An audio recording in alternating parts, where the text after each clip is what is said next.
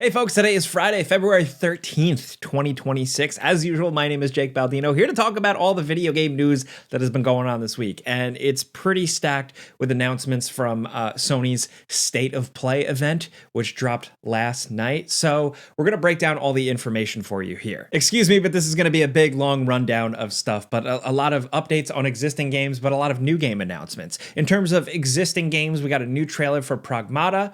We got a new look at Saros. They show some progression and a little bit more of how the gameplay will flow. Also, a new trailer for Resident Evil 9 that confirmed some fan theories. And I would say don't watch this if you just want to be surprised with the game, because this trailer shows a lot more. Also, a new trailer for Bond 007 First Light, which also shows a lot more of the game and aspects of the game we haven't seen yet. But kicking it off pretty early, I was pretty surprised to see Legacy of Kain return. Sony announced Legacy of Kain Defiance Remastered, which comes hot off the heels of the remake of Legacy of Kain Soul Reaver 1 and 2 from a few years back, which I think they did a great job with. This is a remaster of what was essentially the final big game for the franchise. Along with that, they kind of shadow announced, not at this presentation, but a whole new Legacy of Kain game called Legacy of Kain Ascendance. This is like a 2D style game. It looks like it's got some animation styles in it. It tells like a story in the canon with Kain and Raziel.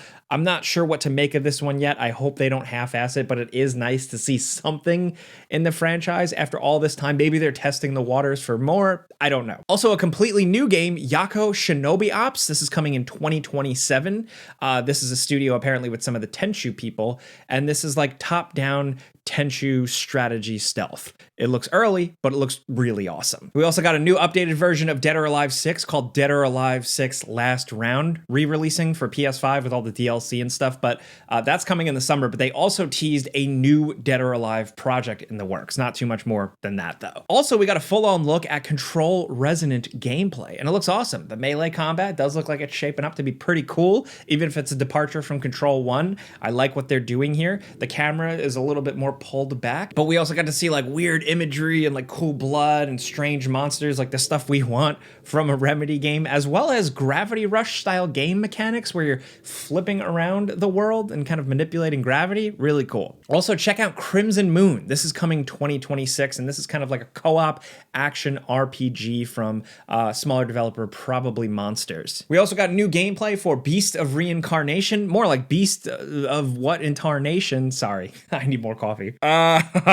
So we now know this is coming August 4th of this year. Also, shout out to Rayman getting a little love at this presentation. So it's Rayman 30th Anniversary Edition, and this is a significant re-release because it's done by Digital Eclipse, the guys that know preservation and do a really good job packaging up old games with fun goodies, and this is going to be no slouch. It looks at old making ofs of the game, a documentary, as well as this long-lost playable prototype will be accessible in the game now. That's pretty sweet. Apparently it's out now digitally, and if you want to buy a physical version, it's out in the summer. If you played the indie game from Devolver Digital, Neva, about the woman with like the cool wolf, very artsy, very cool. I actually really liked it. We're getting a new one that's like a prologue called Neva Prologue. We got a new look at Mina the Hollower from the Yacht Club game people. If you like Shovel Knight, this is looking to be pretty awesome. They've been working on this for a long time, and there's a demo out for it now. Also, check out Project Windless. This looks crazy. This looks like a mix between a Black Myth Wukong-like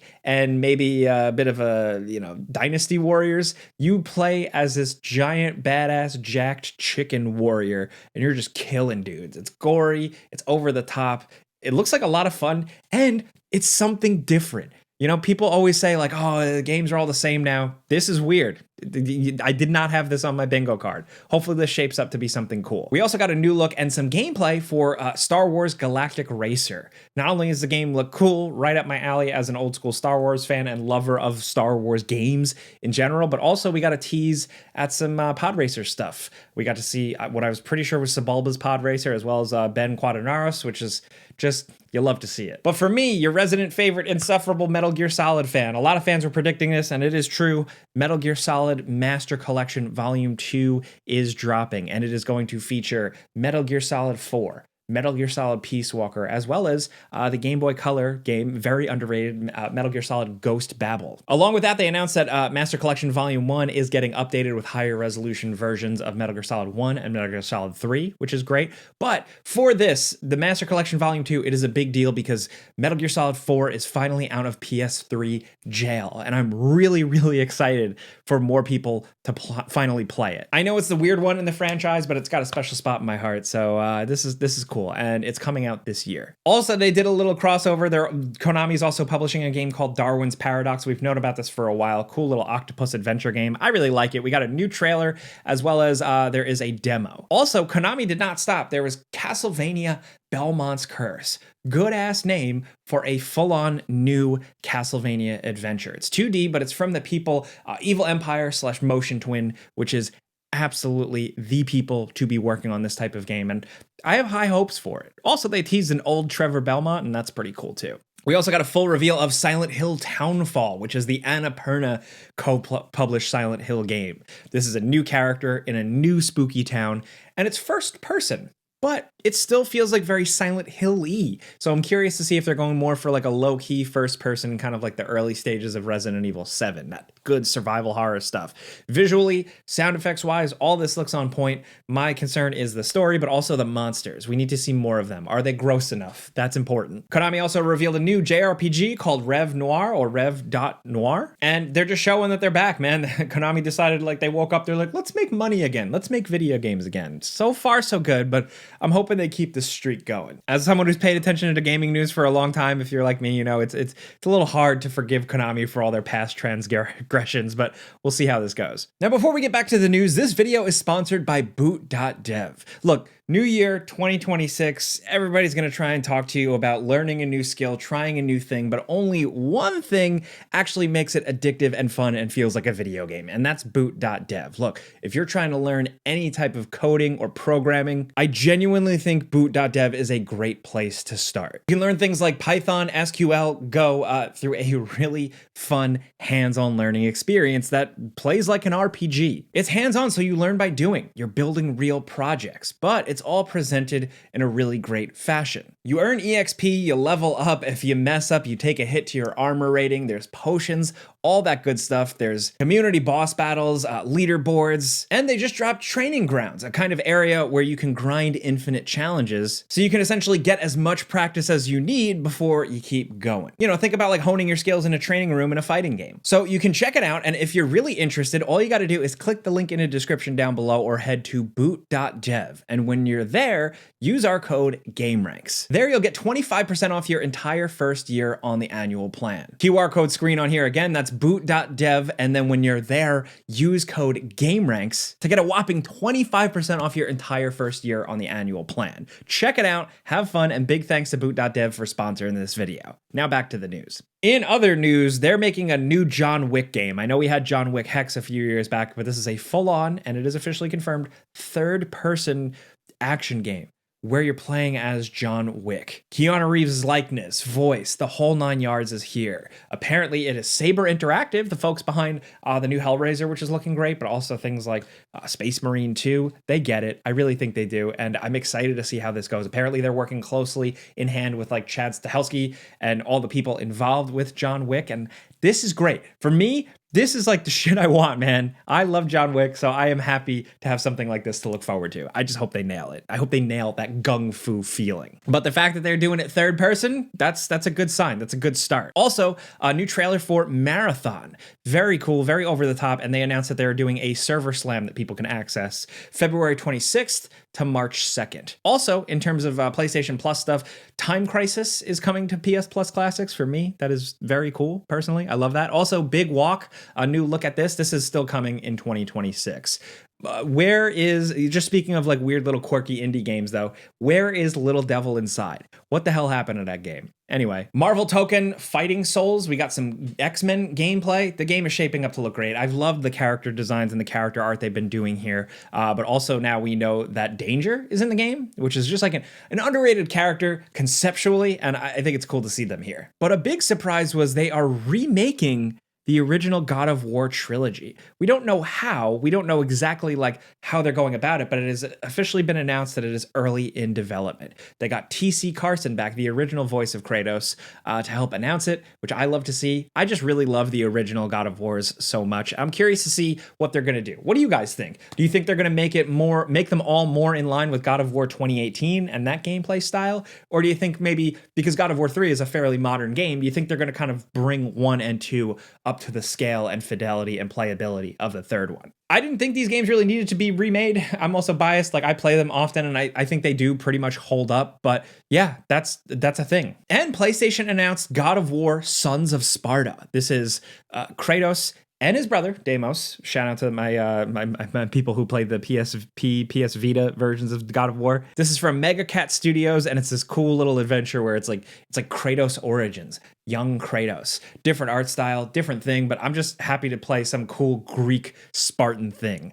And they shadow dropped it. It's out now, so I'm downloading it. And I downloaded it last night after the event, and I got to play it this weekend. I hope it's good, but I have no idea. Big event, a lot of news, but not all the news that's going down this week. We also got news that Highguard has the developer Wildgate, the people behind Highguard, have laid off a significant portion of their team, with a lot of those team members announcing that they've been laid off, but also some of their statements suggesting that they were working on content that's never going to be seen. So we don't know what the state of Highguard really is right now. There was a statement officially put out that sounds like it's still going to be a game, but after that amount of layoffs, it seems like that's going to continue to be a thing, especially with how player counts have ended up. Look, I think this is really interesting because like the studio heads had come out beforehand and said like, well, we have a runway. Even if player counts aren't where we want them, we have a runway to really develop the game into what it needs to be and community feedback and all that stuff. But these layoffs suggest that might be a little easier said than done. I didn't expect this to like wrap up this quickly because like unlike Concord, I think Highguard had some redeeming elements, but like I said in the before you buy, it's not good enough because the market is just so crowded with other types of live service shooters, and it seems like Highguard might now fall victim. Also, in some wild quick news, Diablo 2 got like a new playable class now. It's for Diablo 2 Resurrected, and it's the Warlock class, and a lot of people are really excited about this. It's interesting to see that, like, I feel like Blizzard has been making some cool decisions lately, and I'm curious to see. I hope this trajectory continues upward. But in terms of new game releases this week, there's quite a bit. First of all, they dropped Dino Crisis 1 and 2 on Steam. It's been a thing for a while. Like, you can get it on GOG, but like, that's cool. Also, Mugenics released. This is a big deal because it's from the guy behind The Binding of Isaac. So it's got that quirky art style, really addictive gameplay, but this is a weird one about cats and RPG systems. I put a couple of hours into it so far on Steam Deck, and I am digging it, but it gets pretty complicated pretty fast. We also interviewed the creator, Edmund McMillan, on our podcast, Friends Per Second. So that's coming out this weekend if you guys want to hear that. Also releasing this week, Reanimal, which we did it before you buy for. I really enjoyed the game. It's very short, so, you know, weigh the handful of hours versus the price tag. It's like Little Nightmares, their previous games. They're short, but incredibly entertaining. This one is grosser, meaner, cooler, and I enjoyed playing through it, like I said. Also, we did a video on High on Life 2.